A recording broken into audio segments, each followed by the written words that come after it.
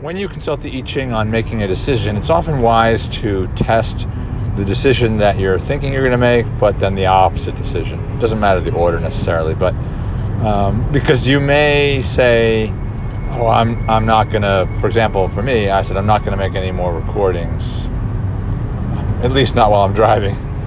And I got cluster and finished coming together.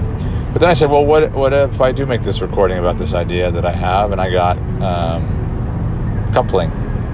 So, I'd have to check the changing lines to be sure, but it sounds like it's okay to record it. And the message I wanted to share was this idea that I see in so many spiritual talks about how important connection is. And yes, it is important. But I think because the people talking aren't doing shadow work, either because they're not aware of shadow work, either because they don't want to do shadow work, or they have maybe cleaned up their shadows. But the fact is, most people don't want to connect. They want to conquer or they want to escape. They want to fawn. So it's fight, conquer, or argue. Flight, run away. Fawn, meaning appease, do whatever the other person wants so that you can have a connection. But it's not a real connection because it's based on your belief and maybe the truth that you need to fawn, that you need to capitulate in order to be accepted. And so therefore you're putting the other person's needs above your own. And freeze, where there's indecision. And so you're not connected because you're unsure, you're not trusting. And we see this in romance, we see this in a lot of areas. And so rather than go on and on about how we should be connected or how we are all connected, we really need to talk, in my opinion, we need to talk about why we're not connected. That's where the work is. I mean, yeah, sure, you have to open with we ought to be all connected or we are all connected. But the majority of the time, the perspiration, rather than the inspiration, is to say, look, I don't want to feel connected.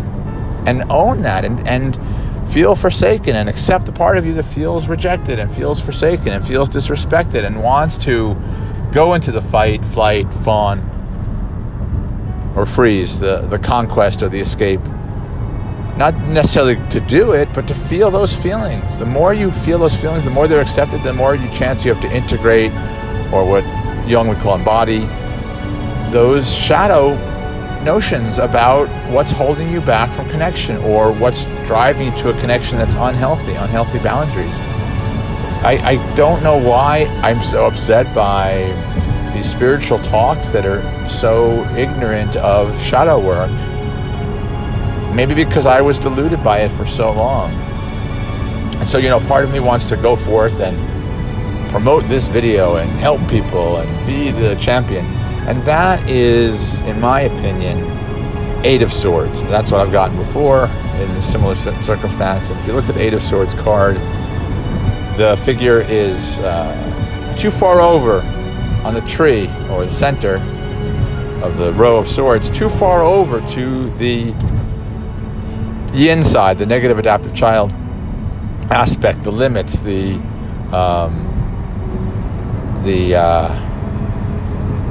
loss of what the purpose is, right? It's a perversion of the purpose. We think the purpose is I must tell people how it is and save them.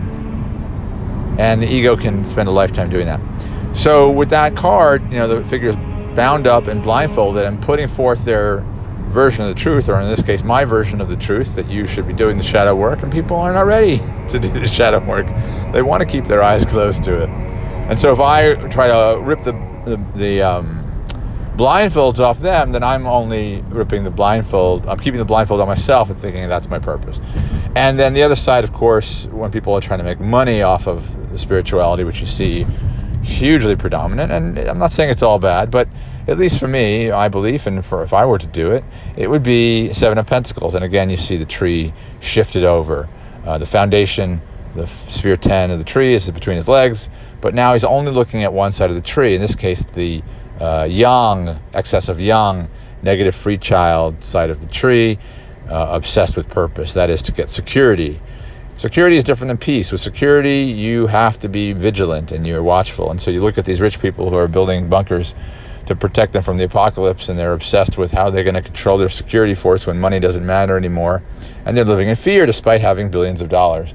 So that's what happens if you're young, if you're a negative free child, if your desire for purpose is off balance. Then you have limits operating the other way. We're looking for a balance between it all. So sphere 1 is unity. Sphere 6, directly below, is balance, also called parity, which is not exactly, I just use it because it rhymes with unity. So unity, parity. And then 9 is imagination. And imagination is going to get pulled over, most likely, pulled over by your own agenda from the negative adaptive child on excess yin or negative free child on excess yang.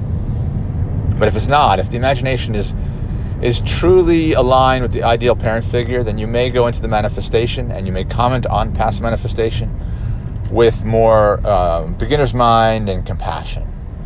And so, these spiritual teachers, they're talking about wonderful things, compassion and beginner's mind, but unless you understand the mechanisms that are pulling you out of it, to understand why you're withholding compassion from yourself and others, why you're withholding connection from yourself and others, and why you want expert mind instead of beginner's mind. And if you're trying to make money and you're trying to be big on YouTube, then you are most likely an expert mind. You think, I know better than other people.